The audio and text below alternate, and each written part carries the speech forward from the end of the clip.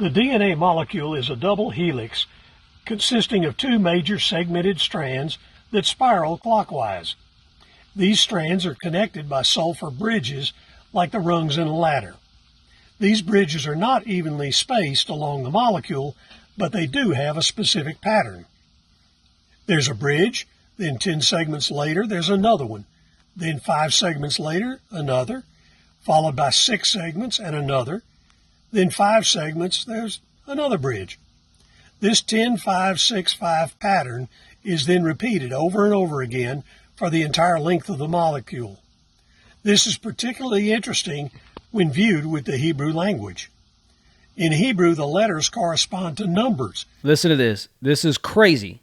I did not know this. Somebody sent me this video. By the way, if you ever want me to react to a video or talk about a topic, you can email me at faithandfailures@gmail.com, or if you're a part of our online community, whether it be in the group at Faith and Failures or on the page, you can shoot me a message. And I just started an Instagram this past week, so you can shoot me a message on there, send me links to videos, and I will react to them. But this is crazy. Somebody sent me this one, and I was like, oh, I gotta, because this is proof that God exists. It's proof. And we're going to watch another video in just a second about about the disciples. Since there are no distinct numbers like we have in English.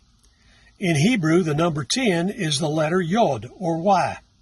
The number 5 is the letter He, or H. And the number 6 is the letter Vav, or W.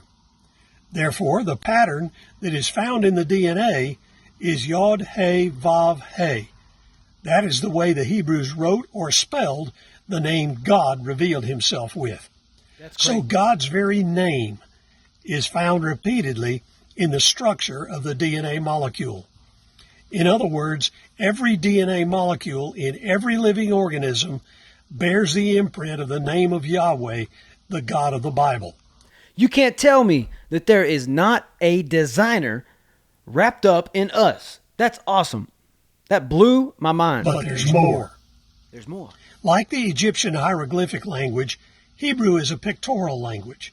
The letters represent images or concepts. Specifically, the Yod, or Y, represents behold, the H, or He, represents a hand, and the Vav, or W, represents a nail. Combining all of this information, what we can say categorically is that every DNA molecule proclaims the name of God, but also identifies who that God is. It is saying, behold the nails in my hands. Not only is it declaring that it was created by Yahweh, the God of the Bible, but it identifies that God as Jesus of Nazareth, who is God incarnated, who was crucified for the sins of all mankind. His resurrection from the dead proves that he was and is God. The DNA molecule is God's fingerprint, embedded in the man he created by forming him manually, as recorded in Genesis 2:7. Is that not cool? Literally written in our DNA is the name of God. That is one of the coolest things and descriptions I've ever heard of and proof of God existing. Now, we have to ask ourselves, are we showing that God exists by the way we are portraying him, how we are reflecting him, what we are supposed to do as Christians?